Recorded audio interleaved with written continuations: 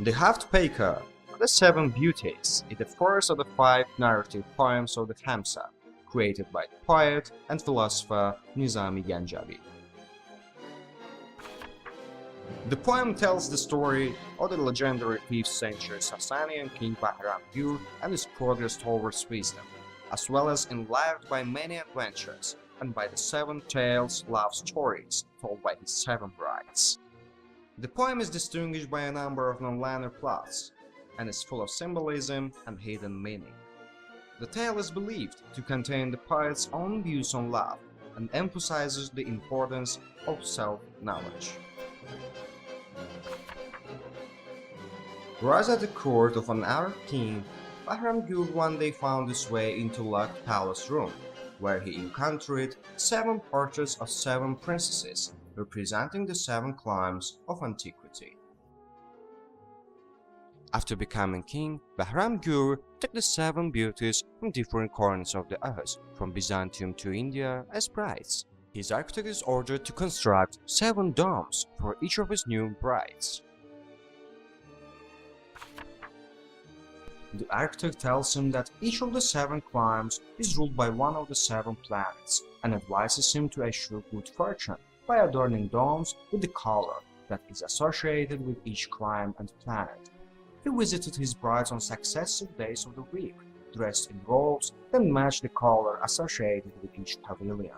His week began on Saturday, which astrological color is black. Saturday is the day of Saturn, when King Bahram visits Furak, the daughter of the Raja of India. In her black pavilion, Furak welcomes Bahram, who dressed in black, and seductively starts to narrate the story of unfulfilled love of the Divine King, describing color of black as the most beautiful of all colors, the color of dark night, that lets the moon shine brighter, because only at night can one's lustful dreams be fulfilled. On Sunday, when sunset bursts in gold colors, dressing in gold with his golden crown and golden ring, Bahram enters to the yellow pavilion of Yahmanas, the daughter of Roman Caesar. She narrates the story of the Mesopotamian king who did not want to marry and associates yellow as the royal color of gold, which represents affluence and is associated with several positive qualities. Monday, or Monday, dressed entirely in green, King Bahram visits Naspari, the daughter of the king of Harazan. She tries to persuade Bahram that green is the best color to represent love, and narrates the story of lovesick Bishop, a scholar longing to find the woman that he once saw in a park and could not forget for years. Green is the color of the cypress tree. Green is what our soul longs for above all, and the sign of well-being. Red Planet Mars, the story which is the heart of the poem, narrated on Tuesday by Nasrin Nush, the daughter of the king of the Slavs. In her fable, Nasrin Nush talks about Slavonic princess Turandot's riddles. Princess sets 3 conditions for a future husband, who will have to risk his life to answer her riddles. She'll only belong to a ruler who shows qualities of courage, endurance, wisdom, and honesty. Like the stories, the Slavonic princess tale is educative, containing an important message for King Bahram. To rule his kingdom effectively, he will need to possess great wisdom. Red is the soul of life, the color of blood, red is source of all beauty. The red rose would not be the queen of the garden without its purple gown. On Wednesday, the day of Mercury, King Bahram visits Azergyun, the daughter of the king of Morocco, in her turquoise pavilion. She narrates the story of the adventures of handsome Mahan, a man who started to wear exclusively blue clothing as a reminder of his salvation from the demons, when after he convinced that he was no longer alive. Blue is the color of heaven, who has sun as his guest, reflecting fire of heaven upon this earth.